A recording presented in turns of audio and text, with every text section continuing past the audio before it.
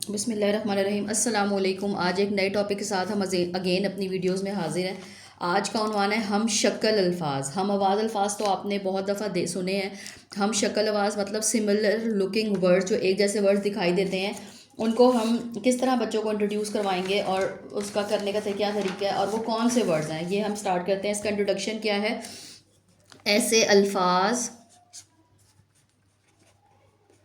जिनकी शक्ल मिलती जुलती हो,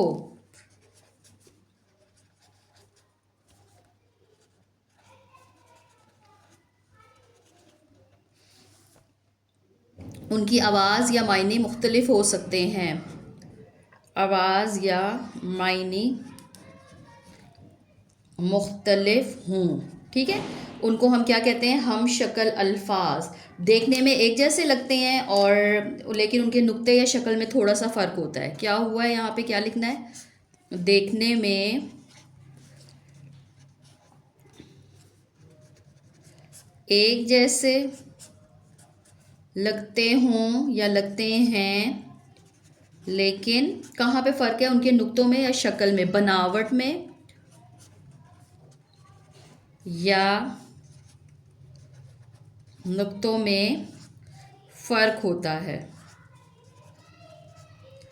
तो उनको हम क्या कहते हैं? हम क्या कहते हैं उनको? हम शक्ल अल्फाज। जैसा कि इसकी मिसाल मैं आपको देती हूँ, जैसे कि हमने यहाँ पे बनावट एक जैसी है, ये ब, ता और ये देखें टा। इसमें किसका फ़र्क है? सिर्फ नुक्तों का फ़र्क है।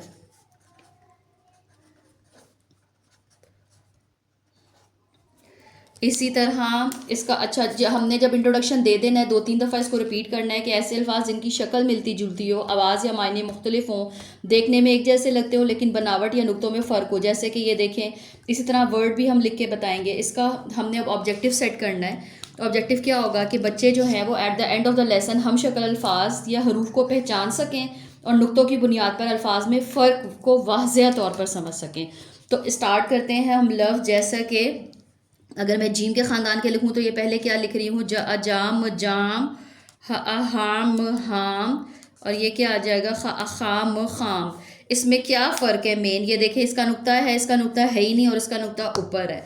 तो इस तरह करके ये वर्ड एक जैसे लग रहे हैं। अब यहाँ पे हम देखते हैं द ला दिल, और ये क्या है? ज लाम जिल। दिल और जिल में भी आपने देखा है वाज़िया फ़र्क किस चीज़ का है? नुक्तों का फ़र्क है।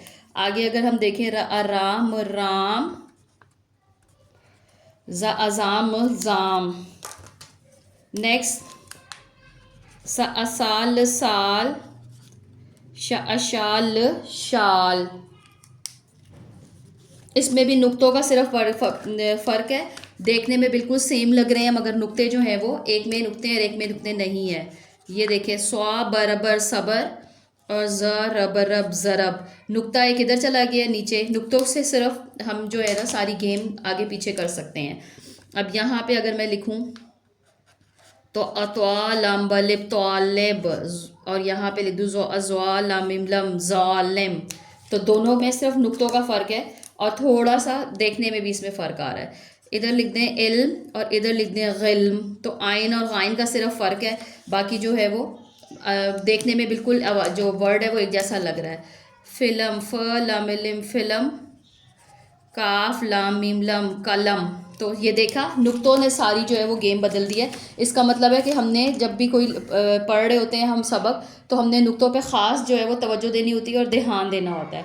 हम शक्ल अल्फाज हमने लिखे हैं, इनकी शक्लें सेम है मगर नुक्तों में फ़र्क है या कहीं बनावट में फ़र्क है।